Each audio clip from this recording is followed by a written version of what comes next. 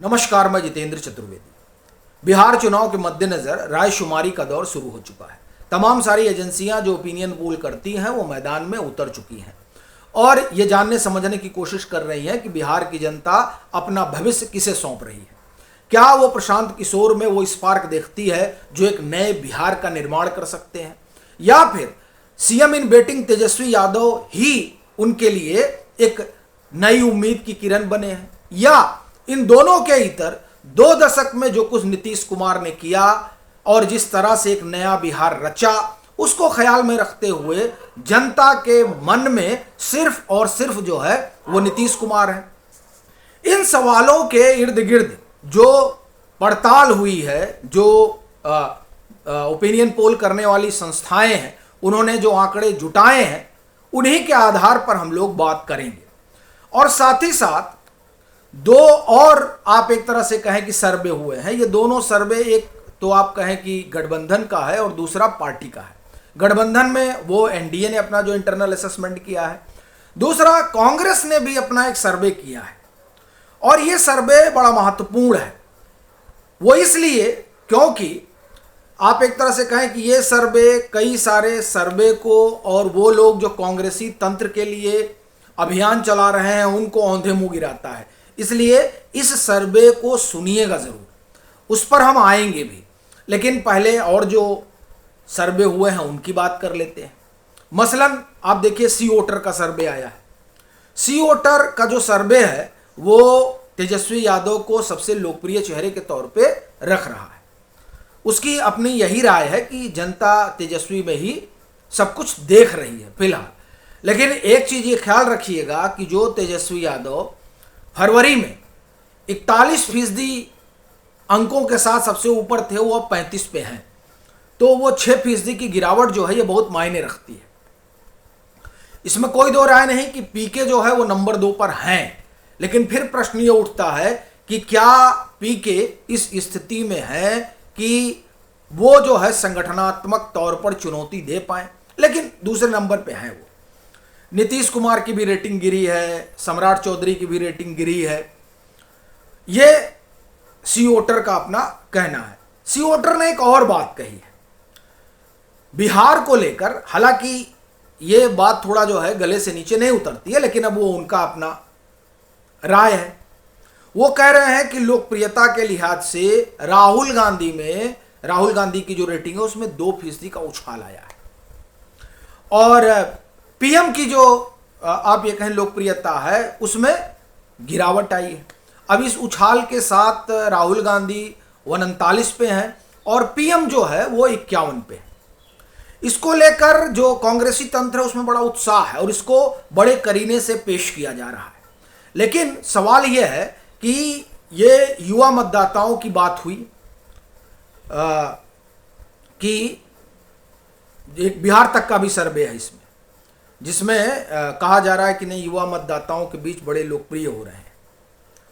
बड़ा सवाल यह है कि युवा मतदाताओं के बीच 4 नेता लोकप्रिय हैं, अगर राहुल गांधी को भी इसमें जोड़ा जा रहा है तो।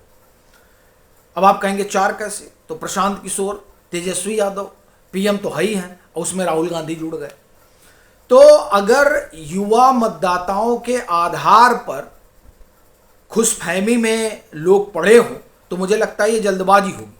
वो मैं इसलिए कह रहा हूं क्योंकि जो युवा मतदाता हैं वो जो अपना इसी सी वोटर का ही सर्वे था जिसमें ये बात निकल कर सामने आई थी कि एक बड़ा फ्रैक्शन जो है वो युवाओं का वो प्रशांत किशोर से जुड़ रहा है।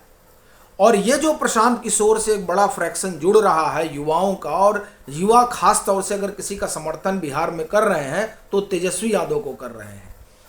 2020 में भी ये दिखा था। अगर प्रशांत किशोर उस युवा फ्रैक्शन को अपनी तरफ आकर्षित कर रहे हैं, यानी महागठबंधन के लिए चुनौती खड़ी हो रही है। पहली बात तो ये साफ नजर आ रही है। जो आप एक तरह से कहें कि सी वोटर के पीछे के सारे सर्वे को जोड़कर देखें तो मैं जो समझ पा रहा हूं, ये एक बात हुई। दूसरी बात जो बड़ी महत्वपूर्ण है वो एक सर्वे आया, मुझे लगता है स्पीक का सर्वे है। स्पीक का जो ओपिनियन पोल है वो तो बता रहा है कि एनडीए को 160 के आसपास सीटें आ रही हैं। उसके ठीक विपरीत लोकपोल का जो सर्वे है वो महागठबंधन को बड़ी बढ़त दे रहा है।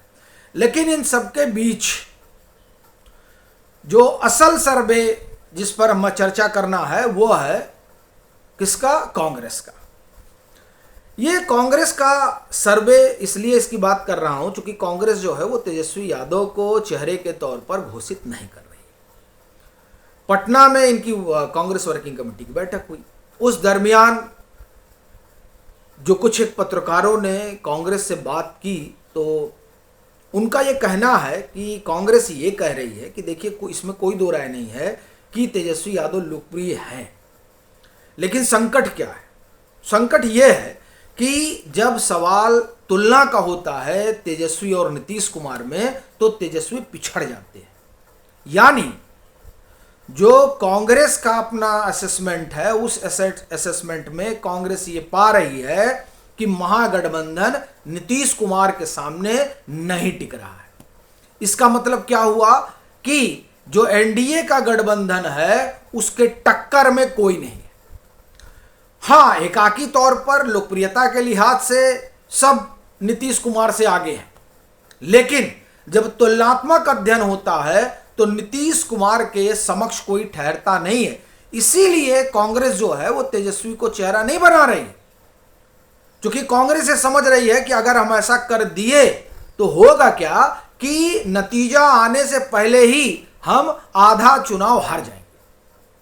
तो कहा जा रहा है कि इसलिए कांग्रेस बच रही है। अब ये जो सर्वे है ये सर्वे स्पष्ट तौर पर बता रहा है कि बिहार में बढ़त किसको है, और ऐसा मैं भी मानता हूं निजी तौर पे कि बढ़त एनडीए को है। और उसके कई फैक्टर हैं। जो योजना वगैरह महिलाओं वाली शुरू की गई है उसको मैं हटा देता हूं। जो इसके अलावा जो फैक्टर हैं उस पर मैं आपको बात कर लेता हूं। पीके का उभार एंटी इनकम्बेंसी वोट में बिखराव होगा, जिस तरह से पीके उभर रहे हैं। युवा जब पीके ये कह रहे हैं तेजस्वी यादव को लेकर कि वो नेपो किड है, मतलब वो सीधे सीधे नहीं कर रहे हैं लेकिन वो जो कह रहे हैं उसका लबोलुआब यही है। तो भैया पड़ोस में नेपाल है, नेपाल में जो कुछ हुआ था उस क्रांति का एक हिस्सा नेपो किड भी था। तो वो क्यों जाएंगे तेजस्वी यादव के पास और क्यों जाएंगे राहुल गांधी के पास? वो नेपो किड को छोड़कर जो नया नया राजनीति में खड़ा हो रहा है, प्रयोग कर रहा है, उसके साथ जाएंगे वो। इसीलिए कहा जा रहा है कि बिहार के अरविंद केजरीवाल हो सकते हैं प्रशांत किशोर।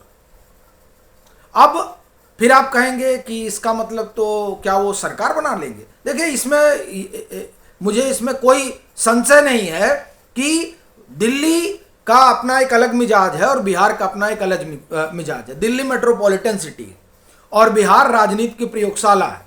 उस प्रयोगशाला में प्रयोग बहुत होते हैं, तो वैसा ही प्रयोग एक पीके भी कर रहे हैं। लेकिन उस प्रयोग में फिलहाल उनकी जो सफलता है वो इसी में है कि बड़े आराम से जो महागठबंधन का वोट है वो कट जाएगा। क्योंकि युवा सबसे ज्यादा अगर किसी से जुड़ रहे हैं, 2020 में भी दिखा था तो तेजस्वी यादव, उस जुड़ाव में टूटन हो रही है और जो एंटी इनकम्बेंसी वोट है वो बिखर रहा है। तो ये दो बातें साफ तौर पर बता रही हैं कि एनडीए के सामने टक्कर में कोई नहीं है। इसीलिए मेरा यह साफ तौर पर मानना है कि एनडीए बहुत मजबूत स्थिति में है। और फिर उसके दो और कारण भी हैं। 2020 में चिराग पासवान साथ नहीं थे, उपेंद्र कुशवाहा साथ नहीं थे। अब ये दोनों लोग साथ में हैं, इससे भी एनडीए की स्थिति मजबूत हो रही है। उसके अलावा जो प्लस पॉइंट है एनडीए के पास कि नरेंद्र मोदी जैसा लोकप्रिय चेहरा है। ये सब बता रहे हैं कि एनडीए के टक्कर में कोई नहीं है। बाकी आपकी अपनी क्या राय है जरूर साझा करें। मतांतर से नहीं जुड़े हैं तो जुड़े, वीडियो को लाइक करें और खूब शेयर करें।